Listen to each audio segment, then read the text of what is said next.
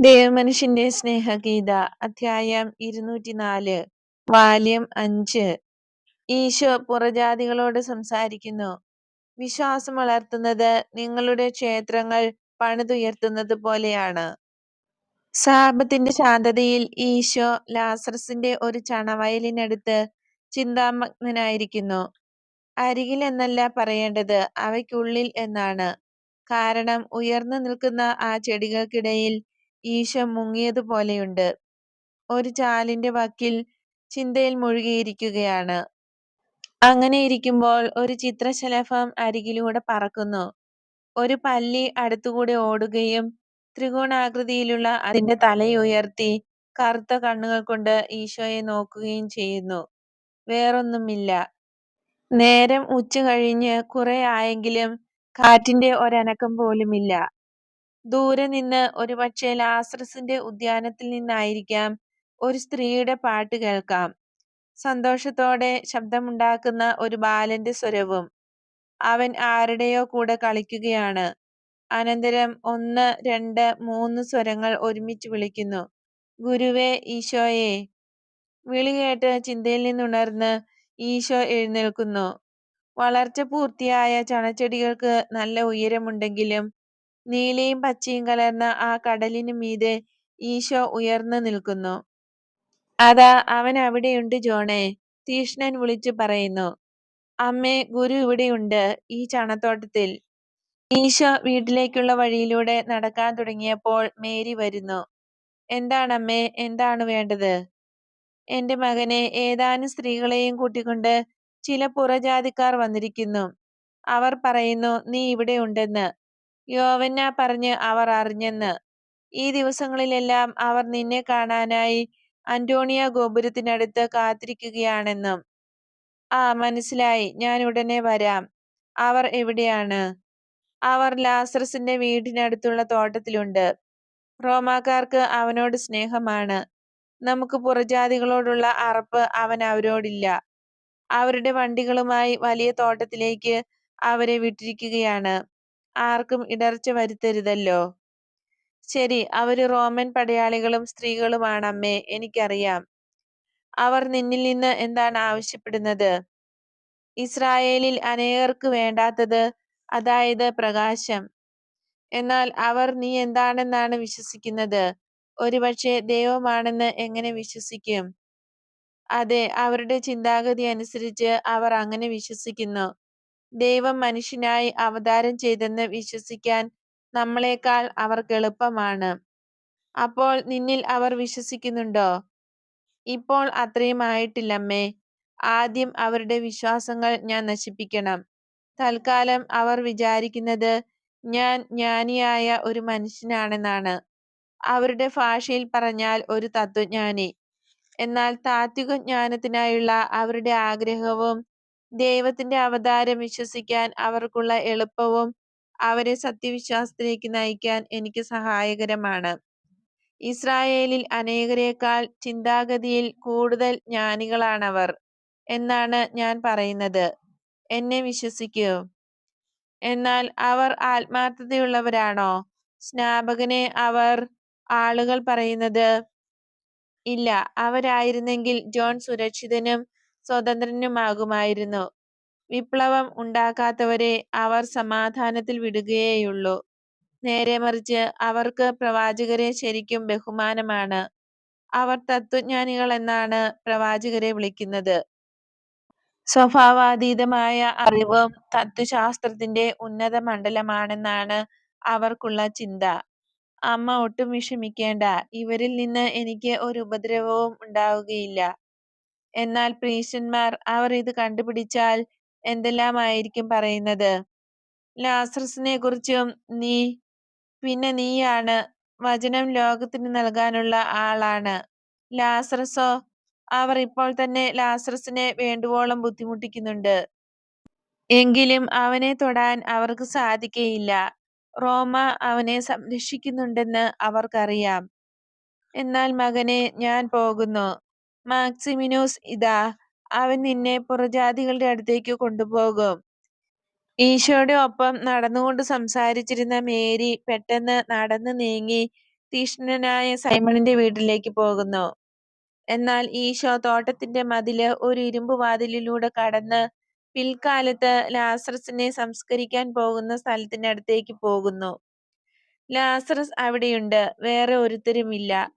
ഗുരുവേ, അവർക്ക് ആതിഥ്യം നൽകാനുള്ള സ്വാതന്ത്ര്യം ഞാൻ കാണിച്ചു. നീ ശരിയായിട്ടുള്ളത് ചെയ്തു. അവർ എവിടെ? അതാ അവിടെ, ആ വൃക്ഷക്കൂട്ടങ്ങളുടെ തണലിൽ. നീ കാണുന്നില്ലേ, അവർ വീട്ടിൽ നിന്ന് 500 ചുവടെങ്കിലും അകലെയാണ്. അത് ശരി. പ്രകാശം നിങ്ങളിലേക്ക് എല്ലാവരിലേക്കും വരട്ടെ. ഗുരുവേ, മംഗളം. പൗരവേഷത്തിലായിരിക്കുന്ന ക്വിന്റിലിയാൻ അഭിവാദ്യം ചെയ്യുന്നു. ഈശോയെ വന്ദിച്ച് സ്ത്രീകളെല്ലാം എഴുന്നേൽക്കുന്നു. പ്ലോട്ടീന, വലേരിയ, ലിഡിയ എന്നിവരും പ്രായം കൂടിയ വേറൊരു സ്ത്രീയുമുണ്ട്. അവരെ എനിക്ക് മനസ്സിലാകുന്നില്ല. സ്ഥാന ഔന്നത്യം കാണിക്കുന്ന വസ്ത്രങ്ങളല്ല അവർ അണിഞ്ഞിരിക്കുന്നത്, സാധാരണ വേഷം. നിന്നെ ശ്രവിക്കാൻ ഞങ്ങൾ തീക്ഷ്ണമായി ആഗ്രഹിച്ചു, എന്നാൽ നീ അങ്ങോട്ട് വന്നതേയില്ല. പിന്നീട് നീ വന്ന സമയത്ത് എനിക്ക് ജോലി സമയമായിരുന്നു. നിന്നെ ഞാൻ കണ്ടതുമില്ല. മത്സ്യകവാടത്തിൽ എൻ്റെ ഒരു സ്നേഹിതനായ പടയാളി അലക്സാണ്ടറെ ഞാനും കണ്ടില്ല. അലക്സാണ്ടറോ? ഞാൻ ഉദ്ദേശിക്കുന്ന അലക്സാണ്ടറെ കുറിച്ച് തന്നെയാണോ നീ അന്വേഷിക്കുന്നതെന്ന് എനിക്കറിഞ്ഞുകൂടാ. കുറച്ചുനാൾ മുമ്പ് നിന്നോട് സംസാരിച്ചു എന്ന കുറ്റം ആരോപിച്ച് യഹൂദർ ബഹളമുണ്ടാക്കിയതിനാൽ അലക്സാണ്ടർ എന്നു പേരുള്ള ഒരു ഭടനെ അന്ത്യോക്യയിലേക്ക് സ്ഥലം മാറ്റേണ്ടി വന്നു. ഒരുപക്ഷെ അവൻ വീണ്ടും തിരിച്ചു വന്നേക്കും. ഇവരുടെ കാര്യം എത്ര കഷ്ടമാ. റോമിന്റെ കീഴിലാണെങ്കിലും ഇപ്പോഴും അവർക്ക് ഭരിക്കണം. കൂടുതൽ അസ്വസ്ഥതകൾ ഉണ്ടാകാതിരിക്കണമെങ്കിൽ വളരെ സാമർഥ്യം വേണം. ഞങ്ങളുടെ ജീവിതം അവർ ദുരിതപ്പെടുത്തുകയാണ് ചെയ്യുന്നത്. എന്നെ വിശ്വസിക്കൂ, എന്നാൽ നീ നല്ലവനും ജ്ഞാനിയുമാണ്. ഞങ്ങളോട് നീ സംസാരിക്കുമോ? ഞാൻ താമസിയാതെ പാലസ്തീനയിൽ നിന്ന് പോകും. അപ്പോൾ നിന്നെ അനുസ്മരിക്കുന്നതിൽ എന്തെങ്കിലും കൊണ്ടുപോകണമെന്ന് ഞാൻ ആഗ്രഹിക്കുന്നു. ശരി, ഞാൻ നിങ്ങളോട് സംസാരിക്കാമല്ലോ. ഞാൻ ഒരുത്തരെയും നിരാശപ്പെടുത്താറില്ല. എന്താണ് നിങ്ങൾക്കറിയേണ്ടത്? ക്വിന്റിലിയൻ സ്ത്രീകളുടെ നേരെ നോക്കുന്നു. ഗുരുവേ, നിനക്കിഷ്ടമുള്ളത് ഞങ്ങളോട് പറഞ്ഞാൽ മതി, വലേരിയ പറയുന്നു. പ്ലോട്ടീന വീണ്ടും എഴുന്നേറ്റ് നിന്ന് പറയുന്നു. ഞാൻ കുറെ ചിന്തിക്കുകയായിരുന്നു. ധാരാളം കാര്യങ്ങൾ അറിയാനുണ്ട്. എല്ലാം തന്നെ അറിയണം. എങ്കിലേ ഒരു തീരുമാനം എടുക്കാൻ കഴിയുകയുള്ളൂ. എനിക്കിങ്ങനെ ചോദിക്കാമോ എന്നറിഞ്ഞുകൂടാ. സത്യവിശ്വാസമാകുന്ന അടിത്തറയില്ലാത്തിടത്ത് നിന്നിലുള്ള വിശ്വാസം എങ്ങനെ പണിതുയർത്താമെന്ന് അറിയണമെന്ന് ഞാൻ ആഗ്രഹിക്കുന്നു. ഞങ്ങളുടെ വിശ്വാസമെല്ലാം വ്യർത്ഥമാണെന്ന് നീ പറഞ്ഞല്ലോ. അതായത് ഞങ്ങൾക്കൊന്നുമില്ലെന്ന്. എങ്ങനെയാണ് വല്ലതും നേടാൻ ഞങ്ങൾക്ക് കഴിയുന്നത്? നിങ്ങൾക്കുള്ള ഒരു കാര്യം ഞാൻ ഉദാഹരണമായി എടുത്തു പറയാം. നിങ്ങളുടെ ക്ഷേത്രങ്ങൾ, അതിമനോഹരവും സമ്പൂജ്യവുമായ നിങ്ങളുടെ ക്ഷേത്ര കെട്ടിടങ്ങൾ, അവയുടെ ഏക കുറവ് അവ സമർപ്പിക്കപ്പെട്ടിരിക്കുന്നത് ശൂന്യതയ്ക്കാണ് എന്ന കാര്യമാകുന്നു. വിശ്വാസം എങ്ങനെ നേടാമെന്നും അത് എവിടെയാണ് സ്ഥാപിക്കേണ്ടതെന്നും ഈ ക്ഷേത്രങ്ങൾ നിങ്ങളെ പഠിപ്പിക്കും. ശ്രദ്ധിച്ചു കേട്ടുകൊള്ളുക. അവ എവിടെയാണ് പണിയുന്നതെന്ന് നോക്കൂ. ഏത് സ്ഥലമാണ് തിരഞ്ഞെടുക്കുന്നത്? പണിയുന്നത് എങ്ങനെയാണ്? സ്ഥലം സാധാരണയായി വിശാലമായതായിരിക്കും, തുറസായതായിരിക്കും. അതിന് തടസ്സമെന്ന് തോന്നിക്കുന്നതെല്ലാം നീക്കിക്കളയും. സ്ഥലം താഴ്ചയിലാണെന്ന് തോന്നിയാൽ ഉയരം ശരിപ്പെടുത്താൻ സാധാരണ പണിയാറുള്ള 3 പടികൾക്ക് പുറമെ ഒരു തട്ട് പണിതുയർത്തി അതിന്മേലാണ് പണിയുന്നത്. ചുറ്റും തൂണുകൾ പണിത് ഒരു സംരക്ഷണ വലയം നിർമ്മിക്കുന്നു. ഇടയ്ക്കിടയ്ക്ക് പൂമുഖങ്ങളും അവയ്ക്കുള്ളിൽ ദേവന്മാർക്ക് പ്രതിഷ്ഠിച്ചിരിക്കുന്ന വൃക്ഷങ്ങൾ, അരുവികൾ, പീഠങ്ങൾ, ബിംബങ്ങൾ, ലിഖിത ഫലകങ്ങൾ ഇവ സജ്ജീകരിക്കപ്പെടും. അനന്തരം പ്രധാന കവാടം, അതിനുള്ളിൽ ദേവന് പ്രാർത്ഥനയർപ്പിക്കുന്നതിനുള്ള പീഠം, പീഠത്തിന് മുമ്പിൽ ബലിയർപ്പിക്കാനുള്ള സ്ഥലം. കാരണം ബലിയർപ്പണം പ്രാർത്ഥനയ്ക്ക് മുമ്പേ നടക്കണം. പലപ്പോഴും വളരെ വിശിഷ്ടമായി പണി ചെയ്തിരിക്കുന്ന ക്ഷേത്രങ്ങളിൽ ഒരു സ്തംഭവലയം ഈ ഭാഗത്തുമുണ്ട്. വിശിഷ്ട മാർബിൾ കൊണ്ട് പണിതിരിക്കുന്ന ചങ്ങല പോലുള്ള പൂമാല അവയെ ബന്ധിക്കുന്നു. ഈ വലയത്തിനുള്ളിലോ വെളിയിലോ ആണ് ദേവന്റെ വസതിയും അതിന്റെ പിന്നിൽ അന്തഃപുരവും. മാർബിൾ പ്രതിമകൾ, കെട്ടിടത്തിന്റെ വിശിഷ്ടമായ പണികൾ, അലങ്കാരങ്ങൾ, അവയുടെ മിനുമിനുക്കം എന്നിവയെല്ലാം ക്ഷേത്രത്തെ വളരെ ശ്രേഷ്ഠമാക്കുന്നു. യാതൊരു കലാബോധവും ഇല്ലാത്തവർക്ക് പോലും അത്ഭുതമുളവാക്കുന്നു. അങ്ങനെയല്ലേ? ശരിയാണ് ഗുരുവേ. അങ്ങ് അവ കണ്ടു മനസ്സിലാക്കിയിട്ടുണ്ടല്ലോ. ഈശോയെ സ്തുതിച്ചുകൊണ്ട് പ്ലോട്ടീന പറയുന്നു. എന്നാൽ അങ്ങ് ഒരിക്കലും പാലസ്തീന വിട്ടു പോയിട്ടില്ല എന്ന് ഞങ്ങൾക്കറിയാം. ക്വിന്റിലിയാൻ വിസ്മയഭരിതനായി പറയുന്നു. ഞാൻ ഒരിക്കലും പാലസ്തീന വിട്ട് റോമിലേക്കോ ആഥൻസിലേക്കോ പോയിട്ടില്ല. എന്നാൽ റോമിലെയും ഗ്രീസിലെയും വാസ്തുശില്പം എനിക്ക് പരിചയമുണ്ട്. പാർത്തനോൺ നിർമ്മിച്ച അതിബുദ്ധിമാന്മാരുടെ പക്കൽ ഞാനുണ്ടായിരുന്നു. കാരണം ജീവനോ ജീവന്റെ പ്രവർത്തനമോ ഉള്ള എല്ലായിടത്തും ഞാനുണ്ട്. ജ്ഞാനിയായ ഒരു മനുഷ്യൻ ധ്യാനിക്കുന്നിടത്ത്, സമർത്ഥനായ ശില്പി പണി ചെയ്യുന്ന സ്ഥലത്ത്, ഒരു കവിത എഴുതിക്കൊണ്ടിരിക്കുന്ന കവിയുടെ അടുത്ത്, തൊട്ടിലിനു മീതെ പാടുന്ന മാതാവിനടുത്ത്, വയലിൽ പണി ചെയ്യുന്ന ഒരു കൃഷിക്കാരന്റെ അടുത്ത്, ശ്വസിക്കുന്ന ഒരു ജീവിയുടെ അടുത്ത്, വളരുന്ന ഒരു വൃക്ഷത്തിനടുത്ത് ഞാനുണ്ട്. ആരിൽ നിന്ന് ഞാൻ വരുന്നോ അവനോടുകൂടെ ഞാനുമുണ്ട്. ഭൂമികുലുക്കത്തിന്റെ ഇരമ്പലിൽ, അലയടിക്കുന്ന ഇടിമുഴക്കത്തിൽ, നക്ഷത്രങ്ങളുടെ പ്രകാശത്തിൽ, വേലിയേറ്റത്തിലും വേലിയിറക്കത്തിലും, കഴുകന്റെ പറക്കലിൽ, കൊതുകിന്റെ മൂളലിൽ എല്ലാം അത്യുന്നതനായ സൃഷ്ടാവിനോടൊപ്പം ഞാനുമുണ്ട്. അപ്പോൾ നിനക്കെല്ലാം അറിയാം. മനുഷ്യന്റെ ചിന്തകളും പ്രവൃത്തികളും എല്ലാം നിനക്കറിയാം. ക്വിന്റിലിയാൻ വീണ്ടും പറയുന്നു. അതെ, എനിക്കറിയാം. വിസ്മയത്താൽ റോമാക്കാരെല്ലാം പരസ്പരം നോക്കുന്നു. കുറെ നേരം നിശബ്ദത. പിന്നീട് വളരെ സങ്കോചത്തോടെ വലേറിയ പറയുന്നു. ഗുരുവേ, അങ്ങേ ആശയം ഒന്നുകൂടെ വിശദമാക്കാമോ? എന്തു ചെയ്യണമെന്ന് ഞങ്ങൾക്കറിയാൻ കഴിയട്ടെ. അതെ, നിങ്ങൾ അഭിമാനം കൊള്ളുന്ന നിങ്ങളുടെ ക്ഷേത്രങ്ങൾ പണിയുന്നത് പോലെയാണ് വിശ്വാസം പണിതുയർത്തേണ്ടത്. ക്ഷേത്രത്തിന് സ്ഥലമെടുക്കുന്നു, സ്ഥലം വെടിപ്പാക്കുന്നു, അത് ഉയർത്തുന്നു. യഥാർത്ഥ ദേവനായ വിശ്വാസത്തിന് വസിക്കാനുള്ള ക്ഷേത്രം എവിടെയാണ്? പ്ലോട്ടീന ചോദിക്കുന്നു. പ്ലോട്ടീന, വിശ്വാസം ഒരു ദേവനല്ല, അത് ഒരു നന്മയാണ്. സത്യവിശ്വാസത്തിൽ ദേവന്മാരും ഇല്ല. ഏക സത്യദൈവം മാത്രമേയുള്ളൂ. അതായത് ആ ദൈവം അവന്റെ വസതിയായ ഒളിമ്പസിൽ ഏകനായി കഴിയുന്നു. ഒറ്റയ്ക്കേയുള്ളുവെങ്കിൽ അവൻ എന്താണ് അവിടെ ചെയ്യുന്നത്? അവൻ സ്വയം പര്യാപ്തനാണ്. സൃഷ്ടികളിലെല്ലാറ്റിനെയും അവൻ പരിപാലിക്കുന്നു. ഒരു കൊതുകിന്റെ മൂളലിൽ പോലും അവനുണ്ട് എന്ന് ഞാൻ പറഞ്ഞു കഴിഞ്ഞല്ലോ. അവന് മുഷിപ്പൊന്നും ഉണ്ടാകുമെന്ന് പേടിക്കണ്ട. ഒരു വലിയ സാമ്രാജ്യത്തിന്റെ അധിപനാണെങ്കിലും വെറുക്കപ്പെടുന്നവനാണെന്നറിഞ്ഞ് വിറയ്ക്കുന്ന ഒരു സാധു മനുഷ്യനല്ല അവൻ. അവൻ സ്നേഹം തന്നെയാണ്. അവൻ ജീവിക്കുന്നത് സ്നേഹിച്ചുകൊണ്ടാണ്. അവന്റെ ജീവൻ നിരന്തര സ്നേഹമാണ്. അവൻ അപരിമേയനാണ്, സർവശക്തനാണ്, അതിനാൽ സ്വയം പര്യാപ്തനുമാണ്. അവൻ പൂർണ്ണത തന്നെയാണ്.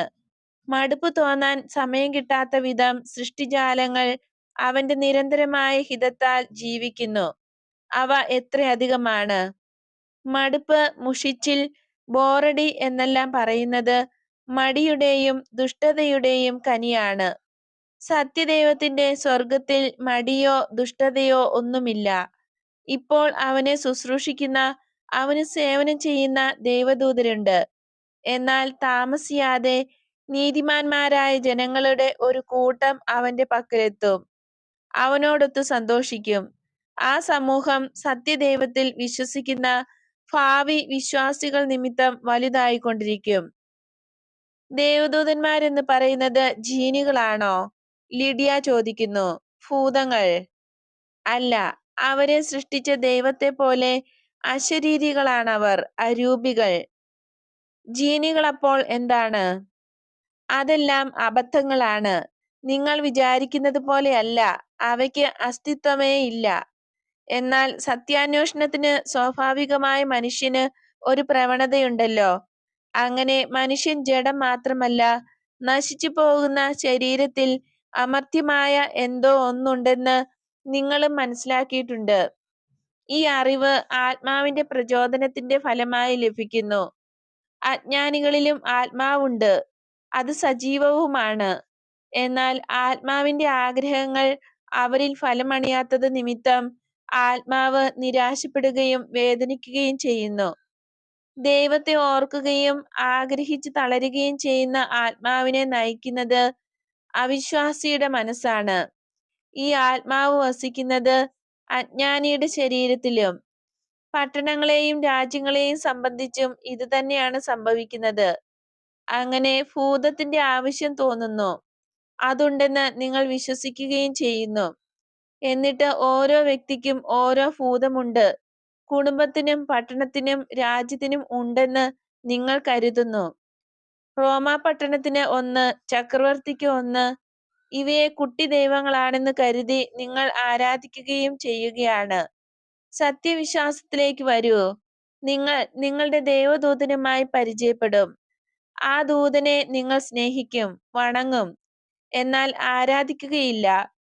ദൈവത്തിനെ മാത്രമേ ആരാധിക്കാവൂ. അജ്ഞാനികളിലും സന്നിഹിതമായി സജീവമായിരിക്കുന്ന ആത്മാവ് നിരാശ മൂലം സഹിക്കുന്നെന്നും ആ ആത്മാവ് പ്രചോദനം നൽകുന്നെന്നും നീ പറഞ്ഞല്ലോ. എന്നാൽ ആരിൽ നിന്നാണ് ആത്മാവ് വരുന്നത്? പബ്ലിയോസ് ക്വിന്റിലിയാൻ ചോദിക്കുന്നു. ദൈവത്തിൽ നിന്ന്. ദൈവമാണ് സൃഷ്ടാവ്. പുരുഷനോടുള്ള സംഗമം വഴി സ്ത്രീയിൽ നിന്നല്ലേ നാം എല്ലാവരും ജനിക്കുന്നത്? നിങ്ങളുടെ ദേവന്മാരും അങ്ങനെയാണ് ജനിക്കുന്നത്. നിങ്ങളുടെ ദൈവങ്ങൾ അസ്തിത്വമുള്ളവയല്ല, അതെല്ലാം വിശ്വസിക്കാൻ ആഗ്രഹമുള്ള നിങ്ങളുടെ മനസ്സിന്റെ ഭാവനയാണ്. കാരണം വിശ്വാസം ശ്വാസോച്ഛ്വാസത്തേക്കാൾ മനുഷ്യന് ആവശ്യമുള്ള ഒന്നാണ്. വിശ്വസിക്കുന്നില്ല എന്ന് പറയുന്നവനും വിശ്വസിക്കുന്നുണ്ട്, എന്തൊക്കെയോ വിശ്വസിക്കുന്നുണ്ട്. ദൈവത്തിൽ ഞാൻ വിശ്വസിക്കുന്നില്ല എന്നുള്ള പ്രസ്താവനയിൽ തന്നെ വേറെ എന്തിലോ വിശ്വസിക്കുന്നു എന്ന ധ്വനിയുണ്ട്. ഒന്നുകിൽ തന്നിൽ തന്നെ, അല്ലെങ്കിൽ അഹങ്കരിക്കുന്ന സ്വന്തം ബുദ്ധിയിൽ എന്തിലെങ്കിലും വിശ്വസിക്കുന്നുണ്ട്. ഇത് ചിന്ത പോലെയാണ്. എനിക്ക് ചിന്തിക്കാൻ ഇഷ്ടമില്ല, അല്ലെങ്കിൽ ദൈവത്തിൽ വിശ്വസിക്കാൻ ഞാൻ ആഗ്രഹിക്കുന്നില്ല എന്ന് ചിന്തിക്കുന്നു എന്ന വസ്തുതയാണ്. എന്നാൽ ഇതേക്കുറിച്ച് ചിന്തിക്കാൻ മനസ്സാകുന്നില്ല എന്നുമാണ്. മനുഷ്യനെക്കുറിച്ച് ഈ ആശയം ഒന്നുകൂടെ വ്യക്തമാക്കാൻ ഇങ്ങനെ പറയുന്നതായിരിക്കും ശരി. എല്ലാ മൃഗങ്ങളെയും പോലെ മനുഷ്യൻ ജനിക്കുന്നത് ആണും പെണ്ണും തമ്മിലുള്ള സംഗമത്തിൽ നിന്നാണ്. എന്നാൽ മൃഗീയ മനുഷ്യനെ തനി മൃഗത്തിൽ നിന്ന് വ്യത്യസ്തനാക്കുന്ന അവന്റെ ആത്മാവ് ദൈവത്തിൽ നിന്ന് വരുന്നു. ഒരു മനുഷ്യന്റെ ഉത്ഭവത്തിൽ, അതായത് ഗർഭം ധരിക്കപ്പെട്ട സമയത്ത്, ദൈവം ആത്മാവിനെ സൃഷ്ടിച്ച് അതിനെ ശരീരത്തിൽ നിവേശിപ്പിക്കുന്നു. അങ്ങനെ ചെയ്തില്ലെങ്കിൽ രൂപപ്പെടുന്ന ശരീരം തനി മൃഗമായിരിക്കും. അജ്ഞാനികളായ ഞങ്ങൾക്കും അതുണ്ടോ? നിന്റെ ആൾക്കാരുടെ രീതി കണ്ടാൽ അങ്ങനെയല്ല എന്ന് തോന്നിക്കും. ക്വിന്റിലിയാൻ അർത്ഥം വച്ച് സംസാരിക്കുന്നു. സ്ത്രീയിൽ നിന്ന് ജനിക്കുന്ന എല്ലാവർക്കും അതുണ്ട്. എന്നാൽ പാപം അതിനെ കൊല്ലുന്നു എന്ന് നീ പറഞ്ഞു. അങ്ങനെയാണെങ്കിൽ പാപികളായ ഞങ്ങളിൽ അതെങ്ങനെയാണ് ജീവിക്കുന്നത്? ക്ലോട്ടീന ചോദിക്കുന്നു. വിശ്വാസത്തിനെതിരെ നിങ്ങൾ പാപം ചെയ്യുന്നില്ല, കാരണം സത്യത്തിലാണ് നിങ്ങളെന്ന് നിങ്ങൾ ആത്മാർത്ഥമായി വിശ്വസിക്കുന്നു. എന്നാൽ യഥാർത്ഥ സത്യത്തെ നിങ്ങൾ അറിഞ്ഞ് പരിചയപ്പെട്ട ശേഷവും തെറ്റിൽ ഉറച്ചു നിൽക്കുകയാണെങ്കിൽ അപ്പോൾ നിങ്ങൾ പാപം ചെയ്യുകയായിരിക്കും. അതുപോലെ ഇസ്രായേലിന് പാപമായിട്ടുള്ള പല കാര്യങ്ങളും നിങ്ങൾക്ക് പാപമല്ല, കാരണം നിങ്ങളെ തടയുന്ന ദൈവിക നിയമം നിങ്ങൾക്കില്ല. ദൈവത്തിന്റെ കൽപ്പനയ്ക്കെതിരെ മനഃപൂർവ്വം ധിക്കാരം കാട്ടുമ്പോഴാണ് പാപമാകുന്നത്. അങ്ങനെയുള്ളവർ പറയും, ഇത് തെറ്റാണെന്ന് എനിക്കറിയാം, എന്നാലും ഞാനത് ചെയ്യും. ദൈവം നീതിമാനാണ്. താൻ ചെയ്യുന്നത് ശരിയാണെന്ന ബോധ്യത്തിൽ തെറ്റ് ചെയ്യുന്നയാളെ ശിക്ഷിക്കാൻ ദൈവത്തിന് കഴിയുകയില്ല. തിന്മയും നന്മയും വിവേചിച്ചറിഞ്ഞ ശേഷവും തെറ്റിൽ ഉറച്ചു നിൽക്കുന്നവരെയാണ് ദൈവം ശിക്ഷിക്കുന്നത്. അപ്പോൾ നമുക്ക് ആത്മാവുണ്ട്, അത് നമ്മളിൽ സജീവമായി വസിക്കുന്നുണ്ട്, അല്ലേ? അതെ, അങ്ങനെ തന്നെ. അത് വേദനിക്കുന്നുമുണ്ട്. അത് ദൈവത്തെ ഓർമ്മിക്കുന്നുണ്ടെന്ന് നീ വാസ്തവമായും കരുതുന്നുണ്ടോ? ഞങ്ങളെ വഹിച്ച ഉദരത്തെ ഞങ്ങൾ ഓർമ്മിക്കുന്നില്ല. അതിന്റെ അകം എങ്ങനെയായിരുന്നു എന്ന് പറയാൻ ഞങ്ങൾക്ക് സാധിക്കുകയില്ല. ഞാൻ മനസ്സിലാക്കിയത് ശരിയാണെങ്കിൽ ആത്മാവ് ദൈവത്തിൽ നിന്ന് അരൂപിയായി ജനിച്ചതാണ്. ദീർഘനാൾ വസിച്ച ഗർഭപാത്രം ഓർമ്മിക്കാൻ ശരീരത്തിന് കഴിയുന്നില്ലെങ്കിൽ ആത്മാവിന് ദൈവത്തെ ഓർക്കാൻ കഴിയുമോ? ആത്മാവ് പദാർത്ഥപരമല്ല പ്ലോട്ടീന. ഒരു ഭ്രൂണം പദാർത്ഥമാണ്. ഭ്രൂണം രൂപപ്പെട്ട് കഴിയുമ്പോൾ ആത്മാവ് അതിൽ നിവേശിപ്പിക്കപ്പെടുന്നു. ആത്മാവ് ദൈവത്തെ പോലെ നിത്യമാണ്, അരൂപിയാണ്. സൃഷ്ടിക്കപ്പെട്ട നിമിഷം മുതൽ അത് നിത്യമാണ്. എന്നാൽ ദൈവത്തിന്റെ നിത്യത ഏറ്റവും പരിപൂർണമാണ്. ആരംഭമില്ല, അവസാനവുമില്ല. ദൈവം സൃഷ്ടിച്ച അരൂപിയായ ആത്മാവ് ബുദ്ധിയും പ്രകാശവുമുള്ളതാണ്. അത് ഓർമ്മിക്കുന്നു. ദൈവത്തിനായി അത് ദാഹിക്കുന്നുണ്ട്. ആരിൽ നിന്ന് അത് വരുന്നോ ആ സത്യദൈവത്തിനായി അത് വിശക്കുന്നു. അതിനാലാണ് ദൈവത്തെ സമീപിക്കാൻ വേണ്ട ബുദ്ധിമുട്ടുകൾ സഹിക്കാൻ മന്ദത പിടിച്ച ശരീരത്തെ അത് ഹോമിക്കുന്നത്. അപ്പോൾ നിങ്ങളുടെ രാജ്യത്തിലെ നീതിമാന്മാരെന്ന് നിങ്ങൾ പറയുന്ന ആളുകൾക്കുള്ളതുപോലെ ഒരാത്മാവ് ഞങ്ങൾക്കും ഉണ്ട്, അല്ലേ? അതുപോലെ തന്നെയാണോ? അല്ല. പ്ലോട്ടീന, നീ എന്താണ് ഉദ്ദേശിക്കുന്നത് എന്നതിനെ അനുസരിച്ചായിരിക്കും ആ ചോദ്യത്തിനുള്ള ഉത്തരം. ആത്മാവിന്റെ ആരംഭവും സ്വഭാവവും ആണ് നീ ഉദ്ദേശിക്കുന്നതെങ്കിൽ ഞങ്ങളുടെ വിശുദ്ധരുടെ ആത്മാക്കൾ പോലെ തന്നെയാണ് നിങ്ങളുടെ ആത്മാക്കളും. എന്നാൽ അവയുടെ പരിശീലനമാണ് ഉദ്ദേശിക്കുന്നതെങ്കിൽ ഞാൻ പറയുന്നു, അതിന് വ്യത്യാസമുണ്ടെന്ന്. മരിക്കുന്നതിന് മുമ്പുള്ള അതിന്റെ പരിപൂർണതയുടെ സ്ഥിതിയാണ് ഉദ്ദേശിക്കുന്നതെങ്കിൽ പാടെ വ്യത്യാസമുള്ളതാകാൻ പാടുണ്ട്. എന്നാൽ ഇപ്പറഞ്ഞത് അവിശ്വാസികളായ നിങ്ങളെ മാത്രം ബാധിക്കുന്നതല്ല. ഞങ്ങളുടെ ജനത്തിനും ഒരുവന് വിശുദ്ധനായ ഒരാളുടെ ആത്മാവിൽ നിന്ന് വളരെ വ്യത്യസ്തമായ ഒരാത്മാവുണ്ടായിരിക്കാൻ പാടുണ്ട്. ഒരാത്മാവ് 3 ഘട്ടങ്ങൾക്ക് വിധേയമാണ്. ഒന്നാമത് സൃഷ്ടി, രണ്ടാമത്തേത് പുതിയ സൃഷ്ടി, മൂന്നാമത്തേത് പരിപൂർണത പ്രാപിച്ച സൃഷ്ടി. ആദ്യത്തേത് എല്ലാ മനുഷ്യർക്കും പൊതുവെയുള്ളതാണ്.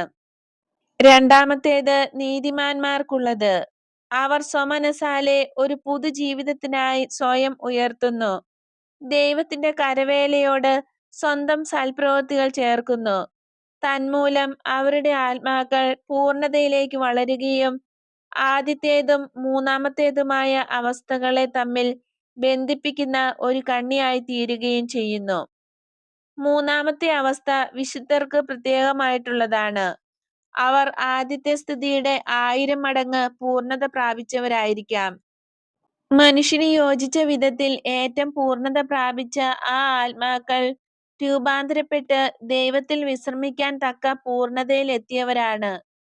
ഞങ്ങളുടെ ആത്മാക്കൾക്കായി സ്ഥലമെടുത്ത് ഒരുക്കി ഉയർത്താൻ എങ്ങനെ ഞങ്ങൾക്ക് സാധിക്കും? നിങ്ങളുടെ ഉള്ളിലുള്ള നിഷ്പ്രയോജനമായതെല്ലാം നശിപ്പിക്കുന്നത് വഴി തെറ്റായിട്ടുള്ള അറിവെല്ലാം നീക്കി ആ ചപ്പെല്ലാം ഇട്ട് രാജാവിനുള്ള ആലയം പണിയാൻ നിലമൊരുക്കണം. 3 പടികളിലൂടെ ആത്മാവിനെ മുകളിലേക്ക് ഉയർത്തണം. ഓ, നിങ്ങൾ റോമാക്കാർ പ്രതീകങ്ങൾ ഇഷ്ടപ്പെടുന്നവരാണ്. പ്രതീകാത്മകമായ പ്രകാശത്തിലൂടെ ആ 3 പടികളെ നോക്കൂ. അവയുടെ പേരുകൾ ഇതെല്ലാമാണ്: പ്രായശ്ചിത്തം, ക്ഷമ, സ്ഥിരത അല്ലെങ്കിൽ എളിമ, പരിശുദ്ധി, നീതി അഥവാ ജ്ഞാനം, ഔദാര്യം, കരുണ. അതുമല്ലെങ്കിൽ മഹത്തായ ഈ 3 കാര്യങ്ങൾ വിശ്വാസം, പ്രത്യാശ, സ്നേഹം. ക്ഷേത്ര പരിസരത്ത് ചുറ്റിക്കെട്ടിയിരിക്കുന്ന അലങ്കൃതമായ മതിലുകളെ നോക്കൂ. നിങ്ങളും നിങ്ങളുടെ ശരീരത്തിന്റെ രാജ്ഞിയായ ആത്മാവിനെ, നിത്യനായ അരൂപിയുടെ ആസ്ഥാനമായ ക്ഷേത്രത്തെ സംരക്ഷിക്കുന്ന ഒരു മതിൽ കെട്ടണം. എന്നാൽ പ്രകാശം ഉള്ളിലേക്ക് കടക്കുന്ന വിധത്തിലും വികൃതമായ ദൃശ്യങ്ങളൊന്നും അവതരിപ്പിക്കാത്തതുമായിരിക്കാൻ ശ്രദ്ധിക്കണം. അതായത് അധമമായിട്ടുള്ള സ്നേഹത്തിൽ നിന്നും ആഗ്രഹങ്ങളിൽ നിന്നും സ്വതന്ത്രമായ സുരക്ഷിതമായ ഒരു മതിലാകണം അത്. ജഡത്തിൽ നിന്നും രക്തത്തിൽ നിന്നും ഉയർന്ന് അരൂപിയുടെ തലത്തിലേക്ക്, ശ്രേഷ്ഠതയിലേക്ക് ലക്ഷ്യം വയ്ക്കണം. നിങ്ങളുടെ വ്യക്തിത്വമാകുന്ന മാർബിളിനെ ചെത്തിയൊരുക്കി മിനുസപ്പെടുത്തി അറ്റകുറ്റങ്ങൾ തീർത്ത് ആത്മാവിനെ ചുറ്റി നിൽക്കുന്ന ആവൃത്തി, സ്നേഹമെന്തെന്നറിയാത്ത നിർഭാഗ്യരായ മനുഷ്യർക്ക് അഭയം നൽകാനുള്ള കാരുണ്യത്തിന്റെ ഒരു സങ്കേതമായി നിങ്ങൾ ഉപയോഗിക്കണം. പൂമുഖങ്ങൾ ഓരോന്നും സ്നേഹം പ്രവഹിക്കുന്ന ചാലുകളായി തീരട്ടെ. കൂടുതൽ ആളുകൾ ദൈവത്തിലേക്ക് അടുക്കാൻ ആഗ്രഹിച്ചുകൊണ്ട് സ്നേഹം ഒഴുകണം. ഒരനാഥ ശിശുവിന്റെ തൊട്ടിലിന്മീതെ നീട്ടിക്കൊടുക്കുന്ന മൃദുല കരങ്ങൾ പോലെയാകണം അത്. ആവൃത്തിക്കുള്ളിലുള്ള സുഗന്ധവാഹികളായ മനോഹര വൃക്ഷങ്ങൾ സ്രഷ്ടാവിനോട് ഒരു വലിയ ആദരവാണ് കാണിക്കുന്നത്. വൃക്ഷങ്ങൾ നട്ടിരിക്കുന്ന വളക്കൂറുള്ള മണ്ണ് എല്ലാ തരത്തിലുമുള്ള പുണ്യങ്ങളെ അഥവാ നന്മകളെ സൂചിപ്പിക്കുന്നു. ഈ മനോഹരങ്ങളായ വൃക്ഷങ്ങൾ പൂ ചൂടി നിന്ന് രണ്ടാമതൊരു സുരക്ഷിത വലയമായി അതിവിശുദ്ധ സ്ഥലത്തെ സംരക്ഷിക്കുന്നു. ഈ വൃക്ഷങ്ങളുടെ ഇടയിലൂടെ അരുവികൾ ഒഴുകുന്നുണ്ട്. അതായത് എല്ലാ പുണ്യങ്ങളുടെയും ഇടയിലൂടെ സ്നേഹം ഒഴുകുന്നു. അവ ഒരു രണ്ടാം ശുദ്ധീകരണവുമാണ്. ബലിയർപ്പണത്തിനുള്ള സ്ഥലത്തേക്ക് പ്രവേശിക്കുന്നതിനൊരുക്കമായിട്ടുള്ള ശുദ്ധീകരണം. ബലി ചെയ്യുന്ന അൾത്താരയിലേക്ക് പ്രവേശിക്കുന്നതിന് മുമ്പ് ഒരുവൻ ജഡികാസക്തിയും എല്ലാ തരത്തിലുമുള്ള കാമവികാരങ്ങളും പരിപൂർണമായി ഉപേക്ഷിച്ചിരിക്കണം. അനന്തരം മുന്നോട്ടു പോകാം. അവിടെ പീഠത്തിന്മേൽ കാഴ്ചകൾ നിരത്താം. അനന്തരം ഒരു നടപ്പുരയും കൂടെ കടന്നിട്ടാണ് ദൈവം വസിക്കുന്ന തിരുസന്നിധാനത്തിലേക്ക് അടുക്കുന്നത്. തിരുസാന്നിധ്യ അറ എങ്ങനെയിരിക്കും? അരൂപിയുടെ സത്വത്തിന്റെ പാരമ്യം. കാരണം ദൈവത്തെ നമുക്ക് അർഹമായ രീതിയിൽ ആദരിച്ച് അവിടം അലങ്കരിക്കാൻ സാധ്യമല്ല. നിങ്ങൾക്ക് മനസ്സിലായോ? വിശ്വാസം എങ്ങനെ പണിതുയർത്താമെന്ന് നിങ്ങൾ ചോദിച്ചല്ലോ. ഞാൻ നിങ്ങളോട് പറഞ്ഞത് നിങ്ങളുടെ ക്ഷേത്രങ്ങൾ പണിയുന്ന രീതിയിൽ തന്നെ എന്നാണ്. അത് സത്യമാണെന്ന് ഇപ്പോൾ മനസ്സിലായില്ലേ? ഇനി വേറെന്തെങ്കിലും എന്നോട് ചോദിക്കാനുണ്ടോ? ഇല്ല ഗുരുവേ, എനിക്ക് തോന്നുന്നത് അങ്ങ് പറഞ്ഞതെല്ലാം ഫ്ലാവിയ എഴുതിയിട്ടുണ്ടെന്നാണ്. ക്ലൗദിയായ്ക്ക് എല്ലാം അറിയാൻ ആഗ്രഹമുണ്ട്. എല്ലാം എഴുതിയില്ലേ? എല്ലാം നല്ല കൃത്യമായി ഞാൻ എഴുതിയിട്ടുണ്ട്. മെഴുകു പുരട്ടിയിട്ടുള്ള എഴുത്തുപലകകളിൽ ആണ് അവർ എഴുതുന്നത്. ആ പലകകൾ കൊടുത്തുകൊണ്ട് ഫ്ലാവിയ പറയുന്നു. പെട്ടെന്ന് ചീത്തയാകാത്തതാണ് മെഴുക്. അതിനാൽ അവ വായിക്കാൻ കഴിയും. അത് മെഴുകല്ലേ, വേഗം മാഞ്ഞു പോകും. എല്ലാം നിങ്ങളുടെ ഹൃദയത്തിൽ എഴുതുക, അവ മാഞ്ഞു പോകയില്ല. ഗുരുവേ, അവ ശൂന്യക്ഷേത്രങ്ങൾ കൊണ്ട് നിബിഡമായിരിക്കുകയാണ്. അവയെ ഇടിച്ചു നിരത്താൻ നിന്റെ വാക്കുകൾ കൊണ്ട് ഞങ്ങൾ അവയെ എറിയുകയാണ്. എന്നാൽ ഇത് കുറേയധികം കാലം കൊണ്ടേ പൂർണ്ണമാകൂ. നെടുനിശ്വാസത്തോടെ പ്ലോട്ടീന പറയുന്നു. നിന്റെ സ്വർഗത്തിൽ ഞങ്ങളെയും ഓർക്കണമേ. ഞാൻ തീർച്ചയായും അത് ചെയ്യുമെന്നുറച്ച് നിങ്ങൾക്ക് ആശ്വസിക്കാം. ഞാൻ പോകട്ടെ. നിങ്ങളുടെ സന്ദർശനം എനിക്ക് വളരെ ഇഷ്ടപ്പെട്ടെന്ന് നിങ്ങൾ അറിയണമെന്ന് ഞാൻ ആഗ്രഹിക്കുന്നു. പബ്ലിയൂസ് ക്വിന്റിലിയാൻ, ദൈവം നിങ്ങളോട് കൂടെ ഉണ്ടായിരിക്കട്ടെ. നസ്രസിലെ ഈശോയെ ഓർക്കണം കേട്ടോ. സ്ത്രീകളാണ് ആദ്യം വിടവാങ്ങി പോകുന്നത്. ഏതാണ്ട് ചിന്താമഗ്നനായിരിക്കുന്ന ക്വിന്റിലിയാൻ പിന്നാലെ പോകുന്നു. മാക്സിമിനൂസിന്റെ കൂടെ വണ്ടിയെ ലക്ഷ്യമാക്കി നടക്കുന്ന സംഘത്തെ ഈശോ വീക്ഷിക്കുന്നു. നീ പുഞ്ചിരി തൂകുകയാണ്. മേരിയെ മാനസാന്തരപ്പെടുത്താൻ കഴിയാത്തതിൽ നിനക്ക് ദുഃഖമില്ലേ? എന്റെ വിഷമം കണ്ടിട്ട് നിനക്ക് ദുഃഖമില്ലേ?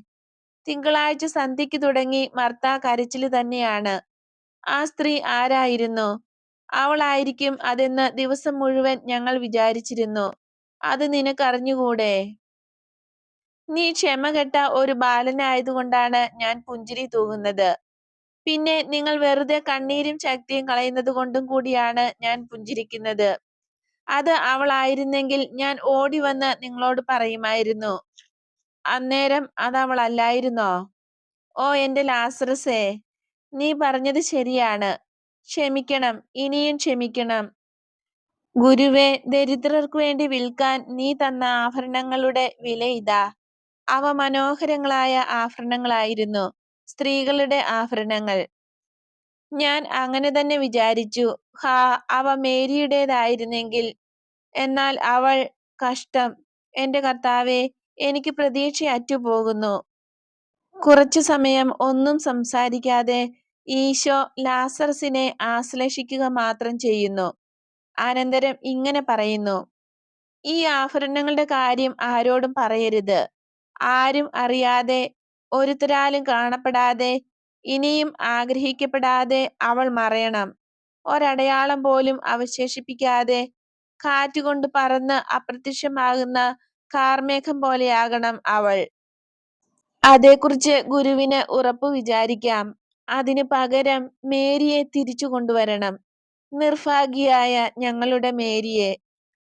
ലാസറസേ, ദൈവം നിന്നോടുകൂടെ. ഞാൻ എന്റെ വാക്കു പാലിച്ചുകൊള്ളാം.